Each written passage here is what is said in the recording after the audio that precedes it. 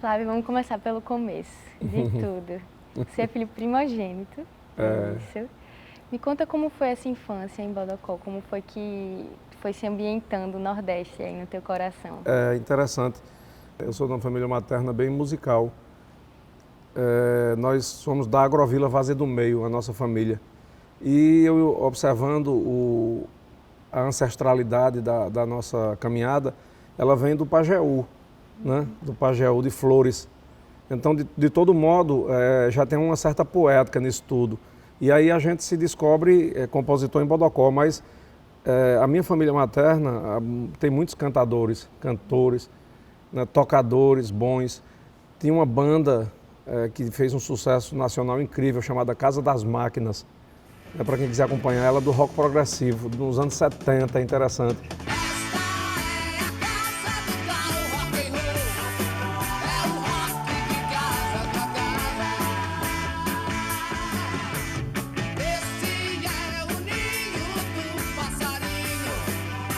É chamada Casa das Máquinas, que o vocalista era também Leandro, é um Leandro lá desse mesmo tronco familiar. Então, a gente se descobre na proximidade geográfica de Luiz Gonzaga, 30 quilômetros aproximadamente de Exu, Bodocó e Exu se distanciam apenas 30, 35 quilômetros. E aí talvez essa aproximação também ela já me traz um pouco do perfil do forró, né? Então, a genética musical ela é materna, né? Papai ficava chateado quando eu dizia isso. Eu disse, mas papai, vocês não sabem tocar quase nada. Mas meu pai, ele me ensinava muita coisa boa, que era a questão do cantar, a entonação, que ele imitando o Nelson Gonçalves. Boemia, fazer aquela voz bem grossa, né, se balançando numa rede. Aquilo ali também me dá um pouco de nuance melódica, né? E é isso, eu sou essa junção de coisas e com um olhar projetado para o meu interior. As minhas canções, elas são essencialmente resultado desse olhar. Eu, como poeta, me considero mais fotógrafo. Devagar o corpo invadiu em mares de amor. Devagar o santo é de barro. Devagar ele pode cair. Oh. Devagar o santo é de barro. Devagar ele pode cair. Oh. O repente, a poesia, ele também vai crescer aí nesse meio de referências que tu foi vendo? É isso. Eu não tenho o privilégio da poesia de repente. Eu sou poeta de bancada, né? Eu não sei se isso me torna incompetente ou com outro olhar também competente como eles, né? Mas é algo que eu tenho uma admiração muito profunda pela poesia de repente, porque ela, e principalmente nos dias atuais, ela é a arte, né, que vai conseguir se desvincular dos nós que a inteligência artificial vai dar para todo mundo, né? Então, essas artes fortes e primorosas como o repente, que na verdade tudo nasce a partir daquele instante, né? Tudo que não tem padrão, né? Então o repente ele não tem padrão, ele tem o padrão das formas melódicas, mas a poesia ela é criada todo naquele instante. Então eu tenho muito de um gostar aprofundado disso tudo e não tive esse privilégio.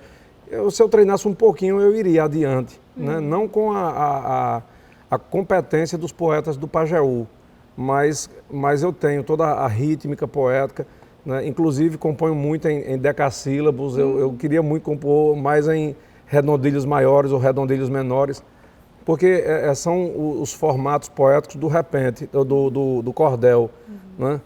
E no nosso dia a dia, na língua portuguesa, a gente naturalmente fala em redondilha maior. Manu, você está bem, está tudo ok? Essa coisa mais da conversa do dia a dia, ela lhe leva mais para uma redondilha maior. E não para um decassílabo, que é um verso mais longo, que dificulta o processo mnemônico. Então, eu tenho uma certa dificuldade de compor em redondilha maior. Quando eu me descubro, estou compondo em redondilha ou em decassílabo, sabe? Isso eu fico chateado, mas não tenho como fugir desse danado, né? Mas é isso, tudo isso me leva para o repente, mas eu não sou repentista.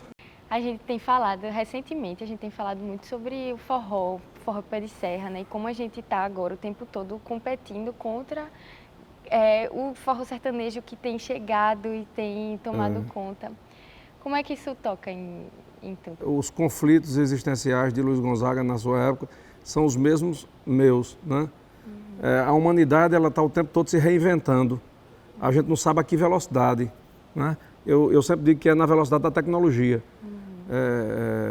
Essa reinvenção da humanidade é natural. É isso que nos diferencia, né, dos animais. Essa possibilidade da renovação, de você trocar de pele tecnológica, de você poder se reinventar. Né? Isso é o caminho da própria sobrevivência humana e da própria existência humana. Aqui, norte, a gente vai chegar, aí é preciso estar lá no final de tudo para ver como é que ficou.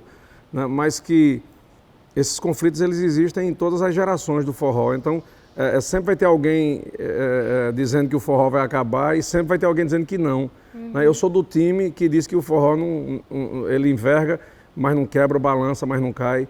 Né? E a gente, agora, nesse momento, pessoal, mas agora, Flávio, com a inteligência artificial, eu juro para você que para o forró e para as artes de matriz genuína é o melhor momento. Porque a humanidade, ela vai começar a entrar num processo de carência de um existir humano de verdade, porque a gente vai se maquinizar demais. Né?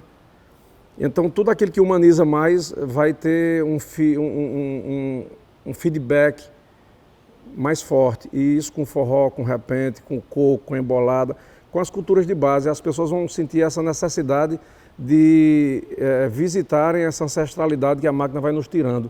Então eu não me preocupo nada, eu estou muito feliz, não vou mentir, né?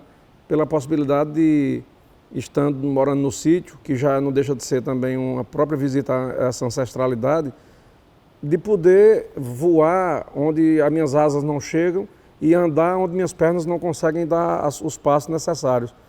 Mas estou muito feliz por tudo e sem preocupação nenhuma. Cada vez mais que invento essas coisas, mais eu me descubro poeta e cantador. Né? Eu fiz você pra mim, meu brinquedo, meu anjo querubim, meu segredo guardado só pra mim, meu amor mais louco. Até de tanto amar, fiz também algo pra gente ninar, uma criança pra gente adorar, tudo no sufoco. Você não gosta mais de mim,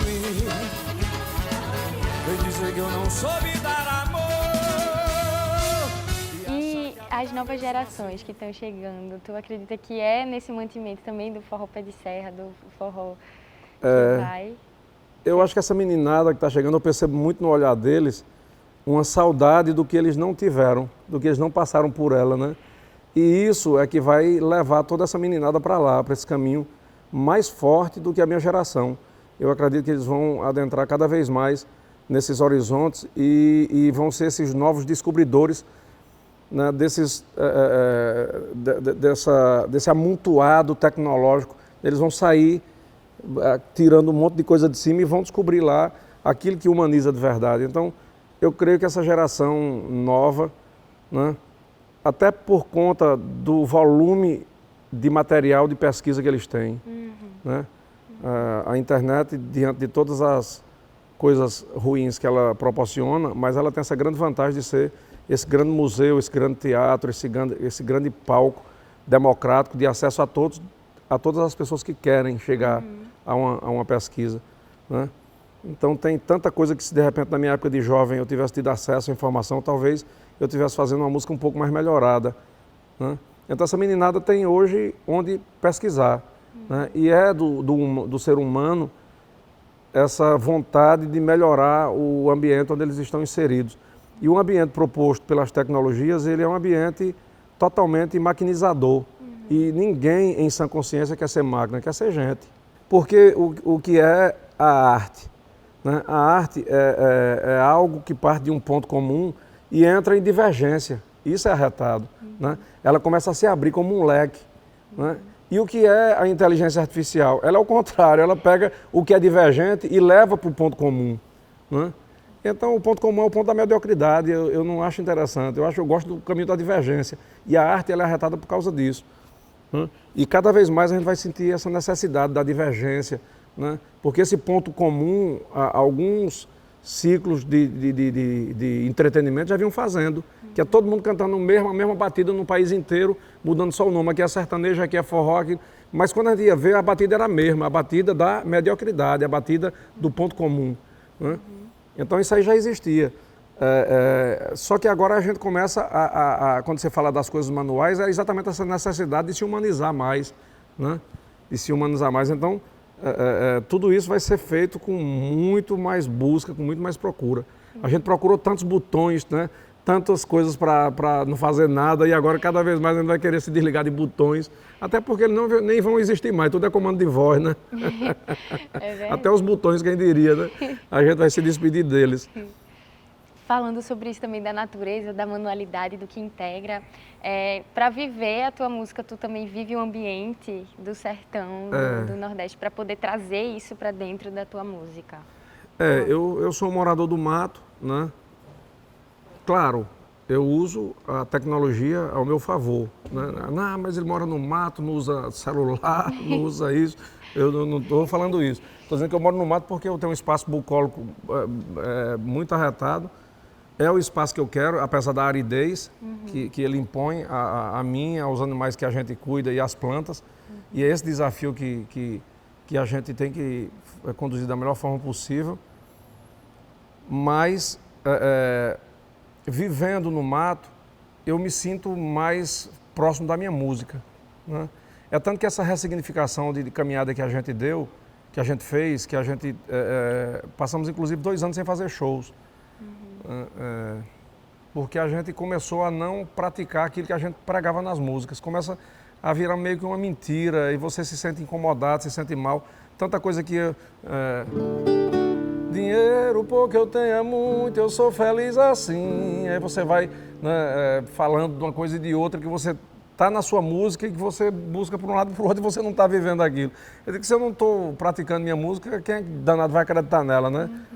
Esse morar no sítio, ele me dá essa aproximação da minha música, esse cenário, essa coisa do Nordeste, ela é mais do tato, né? Porque mesmo estando em Pernambuco ou na Bahia, os sotaques já vão mudando, os nomes, as identificações de algumas coisas já vão mudando, né? A maneira, ela já vai mudando, mas a gente tem esse ponto de convergência muito forte no Nordeste, apesar dessas mudanças que vão acontecendo ali próximo de 500 quilômetros de distância uma da outra, sabe? Então todo esse cenário, toda essa coisa, ela é que compõe a minha poesia, a minha música, a minha rítmica. Da vez por outra, agora mesmo eu me peguei compondo algo ternário, né? Uma batida de mais de valsa, tal, que no Nordeste geralmente a gente compõe de forma binária, né? Aquela coisa do shot, do chachado, do baião, do arrasta-pé, todos eles são binários. Mas de repente você começa a compor em ternário, né? Que aí eu digo, poxa, eu estou compondo alguma coisa em ternário, mas aí de todo modo também tem o São Gonçalo, né? Que é ternário, mais rápido, não ternário mais rápido, mas é ternário. Então, essas coisas todas você vai poxa, eu estou fugindo daquilo que eu me propus. Não, não é fugindo. Você está descobrindo outros horizontes e de todo modo está inserido também dentro desse contexto da música nordestina, né? O São Gonçalo, que era tão forte nas nossas gerações e que daqui a pouco a gente vai voltar para ele de novo. Estamos retornando no processo de todos esses caminhos a gente vai estar voltando para eles. Fico feliz em saber também, acho que cria um senso de esperança, de também entender que a vida ela vai se reinventar e o ser humano ele se encontra, e isso é bonito, né? Isso é bonito demais. Belchior dizia, né, o novo sempre vem. O novo né? sempre vem. Só que aí eu digo sempre às pessoas, é bom a gente aceitar esse novo, inclusive buscar esse novo, mas olhando para dentro, né? O teu processo criativo, como é que ele funciona? É um lugar que tu se isola mais, precisa de mais espaço criativo, como é que acontece? É interessante, eu sou um artista que muitas vezes eu me pego, as pessoas me acordando dizendo que eu sou artista, né? Porque eu vivo dormindo num mundo onde eu me insiro em vários projetos e desafios no dia a dia, na vida cotidiana das pessoas. Agora mesmo, nesse momento, eu estou, por morar no sítio, eu vou percebendo algumas dificuldades e vou criando soluções para aquelas dificuldades. E aí vou me metendo no meio dessas coisas. Claro, eu tenho que ter também conhecimento daquilo que eu estou me metendo. Por exemplo, agora, nesse momento, eu estou com um projeto de ecopecuária leiteira, né? Porque eu comecei a perceber o sertão muito devastado, né, para se criar um animal que poderia se criar de outra forma e a gente não denegrir tanto o meio ambiente. Não, eu percebo também que só falando eu não resolvo, eu tenho que dar um testemunho. Então, por ser da área, eu sou formado como técnico em agropecuária, né, gosto de nutrição, de desenvolver tabelas de nutrição e tal. E aí eu fui me envolvendo nessa coisa. Então, você veja, eu estou lá metido no sítio com esse projeto e alguém acorda, ei, Flávio, vai ter show, cara, tal dia. Então eu digo que vivo dormindo, mas é um dormindo muito acordado, porque a gente vive, né, criando soluções para que a gente, meu município, por exemplo, Bodocó, nós já fomos o terceiro maior produtor de leite do Nordeste. E isso é um custo ambiental muito alto, é um custo econômico também altíssimo, porque nós temos um produto de um grande fluxo de caixa, de uma grande demanda de caixa, mas com um valor agregado muito abaixo de zero. Ou seja, 95, 98% dos produtores de leite do meu município trabalham no prejuízo, no vermelho. Eu vejo aquilo ali com um olhar triste, porque é um trabalho que não dorme, mesmo é quem diz, o curral não dorme. Né? E eu fico com pena daquelas pessoas com uma certa tristeza no olhar por não ver um trabalho que eles gostam tanto, que eles fazem aquilo com um apego incrível, sabe? Um apego enorme, se apegam ao animal e tal. E a gente percebe que o resultado financeiro daquilo ali é tudo muito turvo. Né? Aí a gente entra nesse meio para tentar dar uma solução para isso tudo. Estamos desenvolvendo esse projeto. E aí eu digo, está lá o Flávio Leandro, né, metido no meio dessa coisa toda, e de repente alguém acorda e diz, olha o show, olha isso, olha aquilo, entendeu? Então, o meu processo criativo, ele é mais no sentido de me tirar também desse mundo que eu me meto neles. É um processo criativo de refúgio mesmo.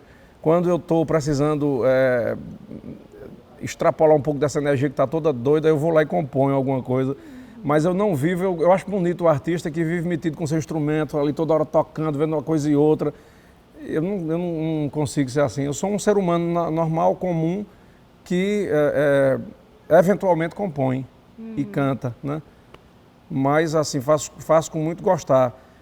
Eu queria muito que entre o meu existir normal e o palco, o lapso existencial fosse curto, né? Mas é sempre muito distante, as estradas. É tanto que agora nós demos uma ressignificada por conta disso, né? A gente ama palco, mas detesta a estrada. Os caminhos são longos para serem percorridos, né? Então, meu processo criativo é esse, Manu. É bem no sentido mesmo de fuga, né? Eu componho mais como fuga. Eu não componho profissionalmente falando, vou me sentar, vou fazer. As pessoas quando me procuram, Flávio, nós vamos sentar e fazer uma música, os caras fica rindo. Eu penso que o Flávio compõe assim. É um momento, então, que tu se reconecta também com tua ancestralidade, sim, assim, de revisitar. Sim, mas é interessante porque tem a coisa da ancestralidade, mas ela vem mais pela melodia, né?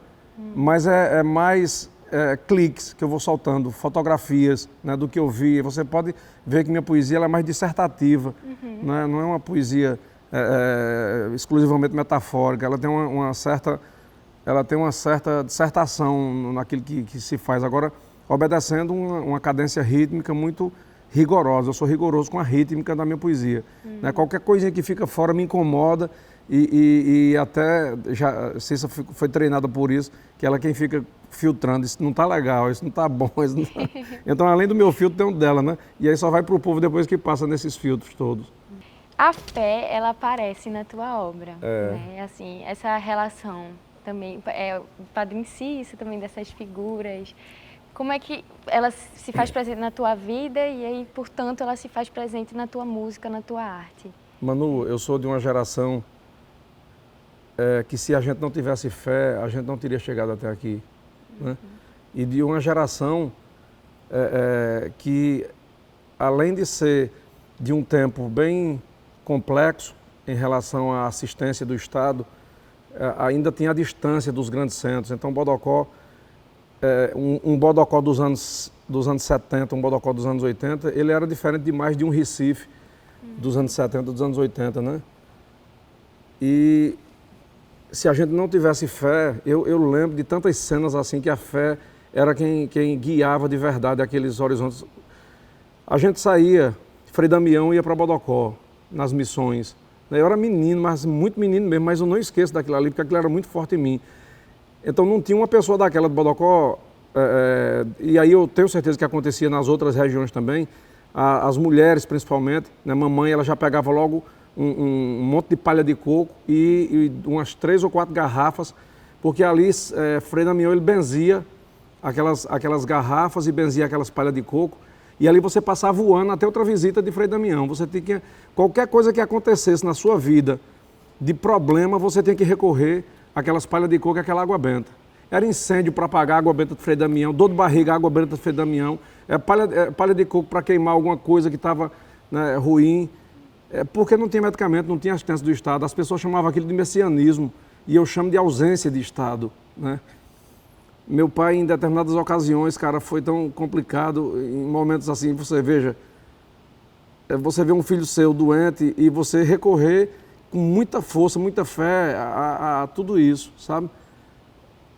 Meu pai, eu lembro meu pai soprando fumaça da palha de coco no meu umbigo para curar uma dor de barriga que eu estava certa feita. Era muita fé, cara, aquilo tudo, sabe? Muito forte para mim. E aí depois eu viro sacristão do Padre João Câncio. E também tá tudo ligado, e já também por necessidade, que ali era uma possibilidade de eu ganhar alguma coisinha também para levar para casa. Mas eu sempre estava rodeado dessas coisas que me levavam a essa crença, né? Depois a gente vai crescendo, vai tendo um pouco mais de condição, né? Vai se tentando fugir um pouco disso tudo. Às vezes se pega um pouco descrente ou incrédulo, mas aí depois se corrige e dá uma pancada, sem castigo, sem punição, né? Mas sempre lembrando muito fortemente. E é por isso que eu trago muito para dentro de mim tudo isso. E dentro da minha canção também, sabe? Mas se a minha geração, se meus pais não tivessem a fé que eles tiveram, a gente não tinha escapado não tinha saída, não, era tudo muito difícil, né? Era uma dificuldade incrível aquilo ali tudo. Eu não sei como é que a gente consegue, com o volume nutricional tão pouco das coisas, a gente conseguia dar os passos e crescer, né? Porque as refeições eram poucas, era tudo muito medido, muito regrado. Era um biscoito dividido, você ganhava um biscoito de manhã, minha mãe dava ali um biscoito para cada um, era um mata-fome assim, que a gente chama, um biscoitão meio grande. De manhã ela dava ali, para mim ela dava 2, você veja a questão do que é a coisa materna, né? Porque eu já estava maior do que os outros, ela notava que precisava de mais um para mim. Mas a gente tomava aquele café e aí tinha que esperar pelo almoço, não tinha lanche, não tinha mais nada não, né?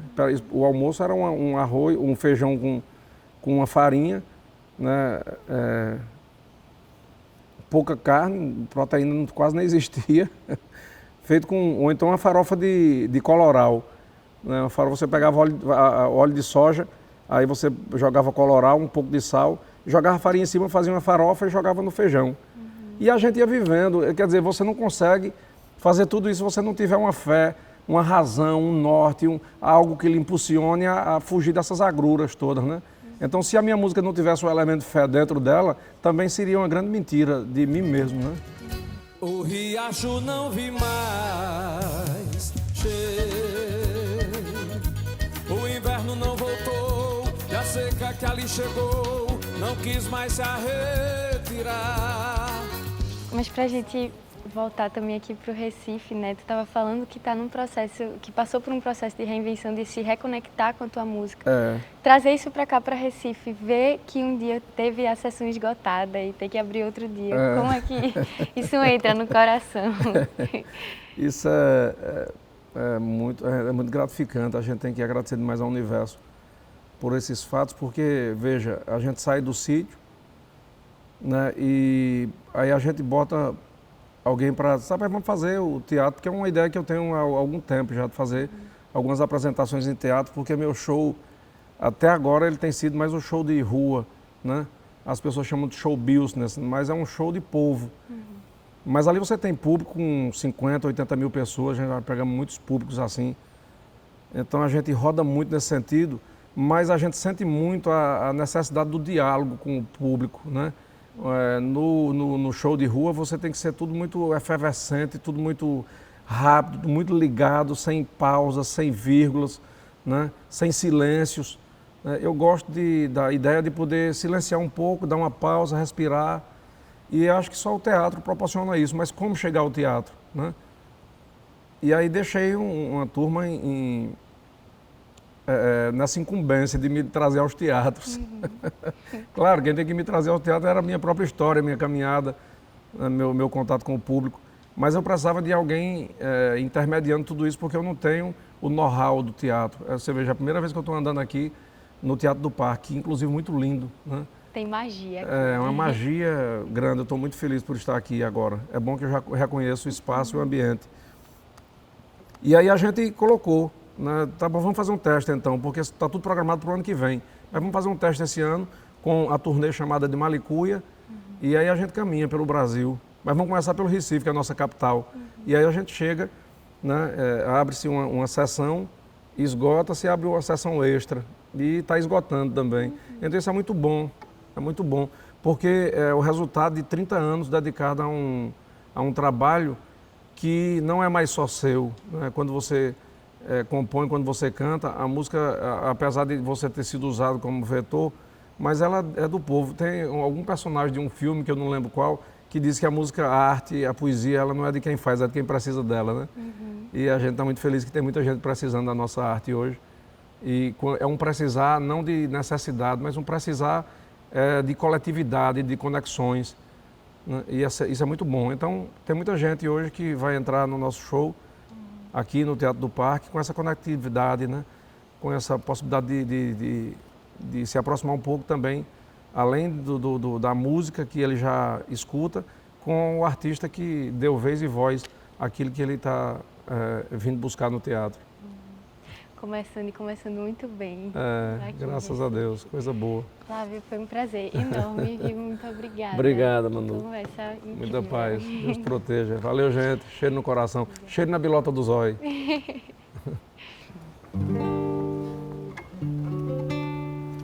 Na minha casa tá sobrando espaço, guardei de mim um pedaço e reservei só pra você.